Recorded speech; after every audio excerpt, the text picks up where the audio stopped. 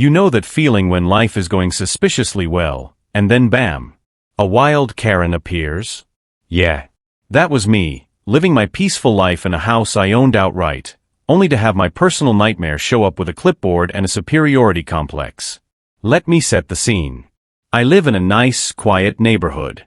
Not a richy-rich type of place, but the kind where people wave when they see you and actually return your tools when they borrow them. My house? Not a McMansion, but it came with one thing that made it priceless: a massive backyard that backed into some undeveloped land. I'd spent years turning that backyard into my own personal retreat: big deck, fire pit, a garden that only occasionally looked like a disaster zone. It was my space. And then came the HOA. Now before you ask, no, I never agreed to an HOA. I bought my house before one even existed. But apparently, some genius in the neighborhood decided we needed one to increase property values. Translation: let's make life hell for people who don't plant overpriced petunias in symmetrical rows. They roped in just enough people to force it through, and suddenly, I was stuck with a bunch of middle-aged hall monitors dictating how I lived my life. Enter Marcy. Marcy was the HOA president. Marcy had the haircut. Marcy had the attitude. And Marcy had her sights set on my backyard. See, the HOA had a grand plan. They wanted to turn the empty land behind my house, and my yard, into a golf course. Not a full golf course, mind you. Just a community putting green. You know, so the local dads could pretend they were the next Tiger Woods while drinking light beer and ignoring their screaming kids. And guess whose backyard was in the way? That's right. Mine. So one fine morning, Marcy comes marching up my driveway, clipboard clutched like a holy artifact. She doesn't bother with pleasantries. Marcy, we need to discuss your backyard. Me, oh? Are you finally going to acknowledge that my barbecue setup is the best in the neighborhood? She doesn't laugh. Shocking. Marcy, the HOA has decided to move forward with the community putting green project. Your backyard is, well, frankly, it's an obstruction. An obstruction. My own land. That I paid for. Me, Marcy, I feel like we have different definitions of my property. She gives me a tight little smile, the kind you'd give a particularly slow child. Marcy, oh, I understand it's your property right now. But the HOA has voted, and will be annexing your land for the improvement of the community. She says it like she's announcing the weather. Just a casual, by the way, we're stealing your backyard. Now, I'm a reasonable guy. I don't immediately throw my coffee at her, tempting though. Instead, I go the polite route. Me, yeah, that's not happening. Her smile tightens. Marcy, I don't think you understand.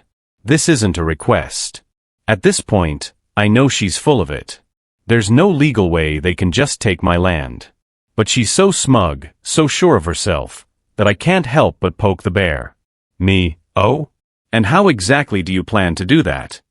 She flips a page on her clipboard. I kid you not, this woman actually brought paperwork. Marcy, we filed an HOA mandate that allows us to absorb non-compliant lots into the association. You're in violation of multiple aesthetic guidelines. Your fence is too high, your garden isn't properly maintained, and frankly, that deck looks unsafe. I stare at her, dumbfounded. My fence was there before the HOA existed. My garden? Sure, it had a wild look, but that was on purpose. And my deck? I built that thing myself. It wasn't unsafe, it was a masterpiece. Me, so let me get this straight. You're claiming my property violates HOA rules that didn't even exist when I bought the house. She nods like I'm finally getting it.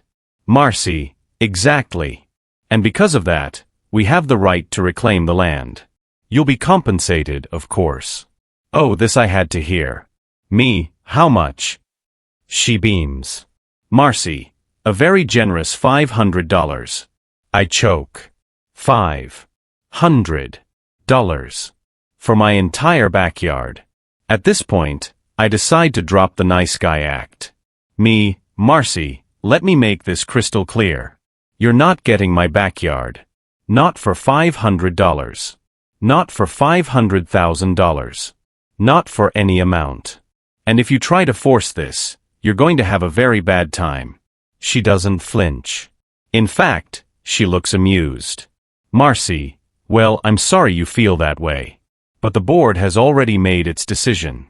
You'll receive a formal notice next week. And with that, she leaves. Like she just decided how my life was going to go, and my opinion didn't matter. Now, here's the thing. I could have panicked. I could have stressed. But instead, I grinned. Because if Marcy wanted a war, she was going to get one. And I don't lose. Now, some people might have taken Marcy's little announcement as a sign to roll over and accept their fate. But me? Oh no. I took it as an invitation to make her life a living hell. First things first, I needed to figure out how much of her bullshit was actually legal. See, I knew deep down that there was no way the HOA could just take my land. But Marcy had that creepy I'm so sure of myself energy, which meant either she was bluffing, or she was really confident in whatever loophole she thought she found. So, I did what any reasonable person would do. I called my buddy, Greg. Greg's a lawyer. A damn good one. The kind of guy who can find a legal technicality faster than Marcy can find a new reason to be insufferable. Greg answers on the second ring. Greg, what did you do? Me, excuse me. Greg, every time you call me before noon, it's because you've pissed someone off.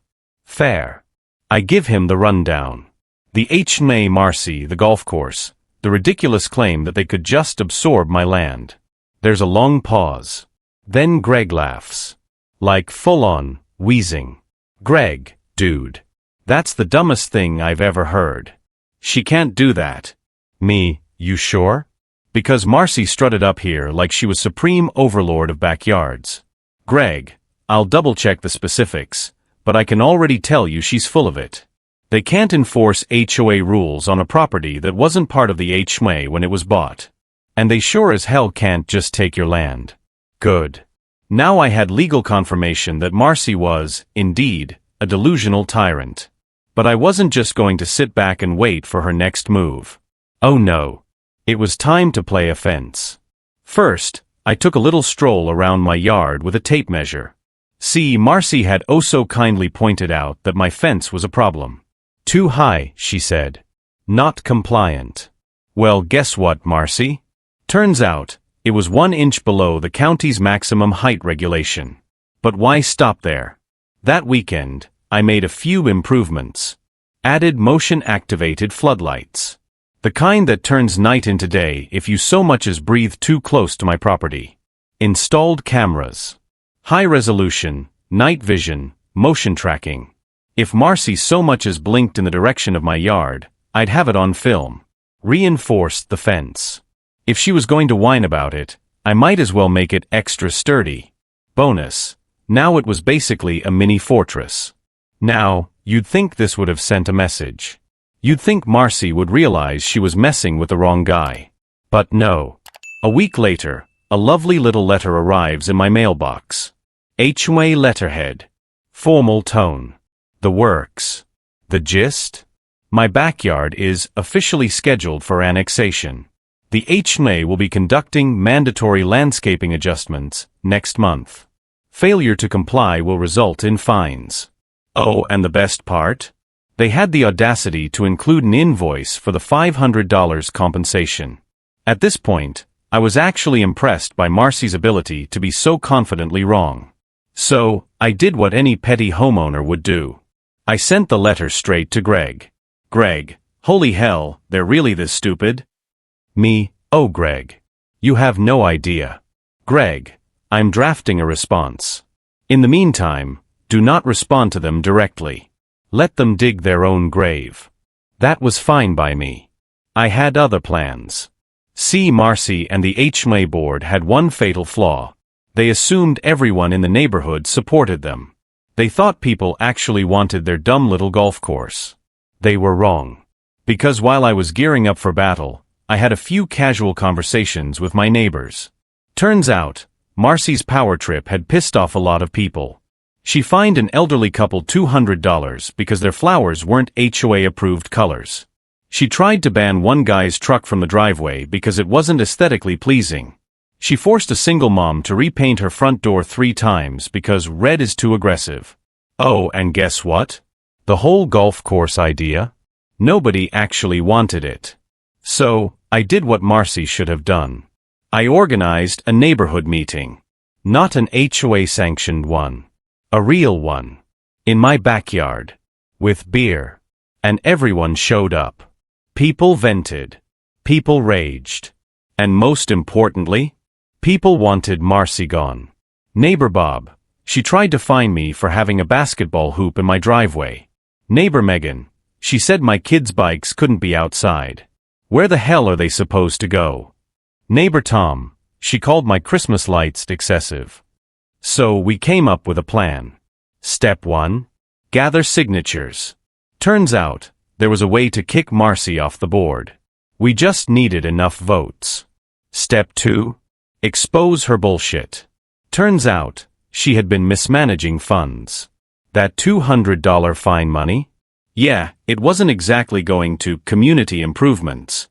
Step 3. Make her regret ever targeting me. So, let's recap. Marcy and her HOA goons think they can steal my backyard for a golf course nobody asked for. They send me an official letter full of legally questionable threats. I call in my lawyer buddy Greg, who confirms that Marcy is operating at peak stupidity levels. I rally the neighbors, and guess what?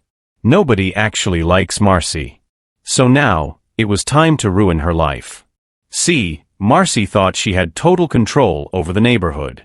She ran the HOA like a dictator, throwing out fines and rules like she was some kind of suburban warlord. What she didn't count on. The fact that people were done with her shit. I started with my backyard rebellion crew, the folks who showed up to my meeting. But then, I went door to door. Me, hey, did you know the HOA is planning to use your fees to build a golf course you can't even use? Neighbor, wait, what? Me, yeah. Also, Marcy's been mismanaging funds. And we can remove her if we get enough signatures. Neighbor, where do I sign? Oh, it was beautiful. The more people I talked to, the more stories I got. Marcy had tripled the HOA fees over the last few years with no real explanation. She'd rejected every request for financial transparency. She'd been using HOA money to buy herself fancy landscaping, while fining others for violations. In less than a week, I had 2/3 of the neighborhood ready to vote her off the HOA board. Oh, she definitely messed with the wrong guy. But I wasn't done yet. Now, I knew from Greg that Marcy was lying through her teeth about the legal side of things. But I wanted proof.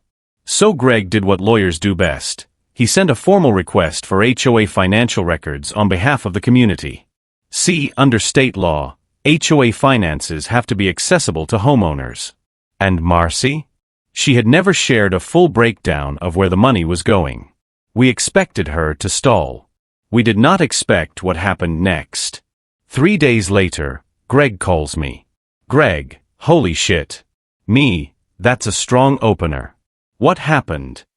Greg, she sent me the records. Me, okay. Greg, she absolutely sure of her power. They're a disaster. Dude. She's been embezzling HOA funds. Oh ho ho. This was better than I could have hoped for. Turns out, Marcy had been using HOA money for all sorts of interesting things. Personal spa treatments, because apparently, she needed stress relief. A brand new patio set, not for the HOA, but for her house. Hundreds of dollars in DoorDash orders, because she was too lazy to cook. And the best part? She used the HOA account to pay for a weekend at a freaking resort. Now, I could have gone straight to the cops. But where's the fun in that? First, I needed Marcy to feel the walls closing in. So I planned a little surprise. The next HOA meeting was coming up, and thanks to our signature drive, we had enough votes to force a recall vote against her. But before that, I wanted to watch her squirm. Greg and I printed copies of the HOA financial records. You know, the ones showing that Marcy was treating HOA funds like her personal piggy bank. And we handed them out at the meeting. Oh, and I made sure to bring snacks. Because this was about to be the best show of the year. The HOA meeting started as usual, with Marcy acting like she was some kind of queen addressing her subjects. She got about 3 minutes into her usual speech before one of my neighbors stood up and held up the documents. Neighbor Hank, "Hey Marcy, you want to explain why you spent HOA money on a luxury resort?" The room erupted. Neighbor Olivia, "And what about the DoorDash charges? Why are we paying for your takeout?" Neighbor Jacob, "You said the HOA was low on funds, but you've been using them for personal expenses?" Marcy went pale, then red, then that weird shade of blotchy purple that happens when someone is so furious they don't know what to do with themselves. Marcy, "That's a private matter." Me, "No, Marcy. It's our money. And we're done letting you steal it." She tried to regain control, tried to gaslight her way out of it. But it was too late. We called for a vote. And just like that, Marcy was out. Now, you might think this is where the story ends. Oh no. Because once we kicked Marcy out, we reported her. The HOA sued her for embezzlement. Homeowners filed individual claims against her. She got slapped with massive fines. And best of all, she had to sell her house to pay it all off. That's right. The same Marcy who tried to steal my backyard? She lost her own home instead. Oh, and the golf course? Yeah, that never happened. Instead, the HOA board, now run by actual human beings, voted to lower the HOA fees, cancel a bunch of pointless fines, and use the recovered funds to fix the community pool, you know, the one that Marcy had ignored for years while she was busy funding her spa days. And guess who gets to see it every time she drives by? Oh wait. She doesn't drive by anymore. Because Marcy? She's gone. Now, the neighborhood is actually a nice place to live again. The new HOA board? Totally chill. They actually listen to people instead of trying to control them. And me? I still have my backyard, my deck, my fire pit. And every time I sit out there, beer in hand, looking at the spot where Marcy thought she was going to build her stupid golf course, I smile. Because some people learn their lesson the easy way. And some people? They have to lose everything first.